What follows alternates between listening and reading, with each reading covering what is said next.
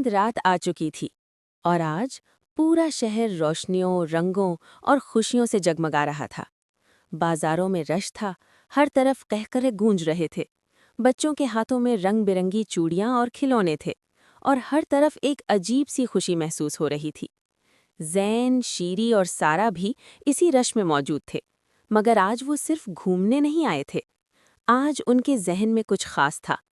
Park में किए गए अपने रमज़ान सरप्राइज के बाद तीनों दोस्त कुछ बड़ा करना चाहते थे, कुछ ऐसा जो चांद रात को और भी खास बना दे। वो एक गली में पहुंचे जहां हर घर खूबसूरत रोशनियों से सजा हुआ था। दरवाजों पर लाइट्स, बालकनियों में लालटेनें और बच्चे खुशी से खेल रहे थे। मगर अचानक सारा की नज़र एक घर पर पड़ी। वो घर अंधेरे में डूबा हुआ था। ना कोई रोशनी, ना कोई सजावट, ना कोई आवाज़। सारा रुक गई। उसने आहिस्ता से कहा, "ये घर बाकी सबसे अलग क्यों है?" शीरी ने गौर से देखा। खिड़की के अंदर एक छोटा सा बच्चा खामोशी से बाहर देख रहा था। न वो खेल रहा था, बस खामोशी से दूसरों को देख रहा था। ज़ैन के चेहरे पर संजीदगी आ गई। उसने कहा, "शायद उनके पास चांद रात मनाने का सामान नहीं है।" कुछ लम्हों के लिए तीनों खामोश हो गए। चारों तरफ खुशियां थीं, मगर एक घर में खामोशी थी। और यही वो लम्हा था जब ज़ैन के ज़हन में एक नया ख्याल आया। उसने फौरन कहा, "अगर हम सिर्फ एक घर की नहीं बल्कि पूरी गली की खुशी बढ़ा दें तो?" शीरी ने हैरान होकर पूछा, "कैसे?"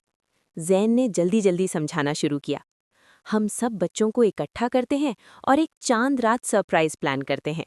सारा की आंखें चमक उठीं।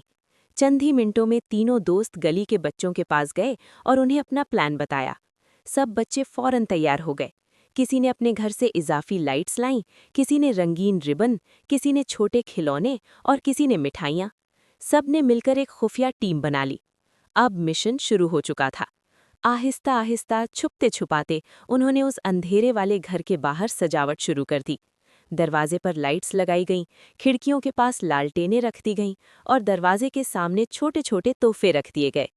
कुछ ही देर में वो खामोश घर भी रोशनियों से जगमगाने लगा। फिर सब बच्चे एक तरफ छुप गए। चंद लम्हों बाद दरवाज़ा आहिस्ता से खुला। वही छोटा बच्चा बाहर आया और जैसे ही उसने अपने घर को देखा, वो हैरत से रुक गया। उसकी आंखें खुल गईं और फिर उसके चेहरे पर एक ऐसी मुस्कुराहट आई जो पहले कभी नहीं थी। अंदर से उसके वालिदैन भी बाहर आए। वो भी ये सब देखकर हैरान रह गए।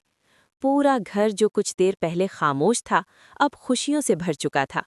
ये देखकर ज़ैन, शीरी और सारा एक दूसरे की तरफ देखकर मुस्कुराने लगे। मगर कहानी अभी खत्म नहीं हुई थी। अचानक गली के बाकी घरों के लोग भी बाहर आने लगे। सब ये मंजर देख रहे थे और फिर कुछ ऐसा हुआ जिसकी किसी ने तवक्को नहीं की थी। एक एक करके सब लोग अपने घरों से मजीद लाइट्स और सजावट ले आए और पूरी गली पहले से भी ज्यादा रोशन हो गई। अब ये सिर्फ एक घर का सरप्राइज नहीं रहा था, ये पूरी गली की खुशी बन चुका था। सारा ने खुशी से कहा, "हमने सिर्फ एक घर को खुश करना चाहा था, मगर पूरी गली खुश हो गई।" शीरी ने हंसते हुए कहा, "ये तो तवक्को से भी बड़ा सरप्राइज बन गया।" ज़ैन ने मुस्कुराकर कहा, "असल खुशी वही होती है जो आगे फैलती जाए।" इसी लम्हे आसमान पर चांद और ज्यादा रोशन हो गया और गली में बच्चों की हंसी गूंजने लगी। मगर ज़ैन के जहन में एक और ख्याल आ चुका था। उसने आहिस्ता से कहा, "अगर चांद रात इतनी खास हो सकती है, तो ईद का दिन कितना खास हो सकता है?" तीनों दोस्तों ने एक दूसरे को देखकर मुस्कुराए। उन्हें मालूम था, असल मुहिम अभी बाकी है, क्योंकि अगला दिन था ईद का दिन। और इस बार वो कुछ ऐसा करने वाले थे जो पूरे शहर को हैरान कर दे।